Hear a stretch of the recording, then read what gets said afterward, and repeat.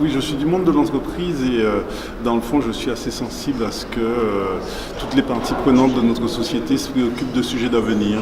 Et je pense que l'objectif de cette soirée était de sensibiliser sur les enjeux, sur les scrutins à venir, avec la nécessité de prendre conscience que le bulletin de vote est important dans ces moments. Je pense qu'il y a très certainement une question de pédagogie. Je ne suis pas certain que tous nos concitoyens ultramarins savent comment fonctionnent ces institutions, connaissent les circuits administratifs, aient compris le lien, ou du moins aient reçu une explication claire sur les liens pouvant exister entre des dispositifs d'accompagnement, de financement.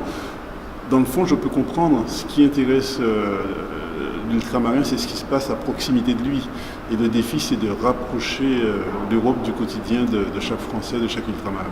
Alors, vous avez souligné lors de votre intervention cette question de résilience, que la résilience en Europe pouvait être incarnée par les Outre-mer. Alors, pouvez-vous nous expliciter cela?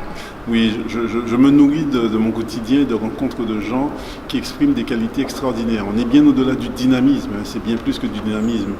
C'est de la capacité à rebondir en permanence. Et je suis convaincu que cette capacité permet de dépasser les tensions, dépasser les ambiguïtés et dépasser les phénomènes complexes que l'on peut rencontrer. On a des exemples bien précis sur les phénomènes migratoires. Eh bien, nos territoires ultramarins sont habitués à vivre ces phénomènes.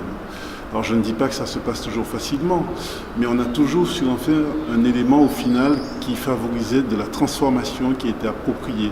Et ça, c'est l'expression de la résilience de nos populations. La difficulté économique est connue, il ne s'agit pas de faire de l'angélisme et de dire que tout va bien. Il s'agit simplement de renverser la charge de la preuve. Nos territoires sont des territoires dynamiques, ce sont des terres d'entreprise et il faut simplement qu'on articule cette qualité, cette capacité dans un ensemble plus vaste. En cela, les Outre-mer, les territoires d'Outre-mer ont leur place dans l'Europe.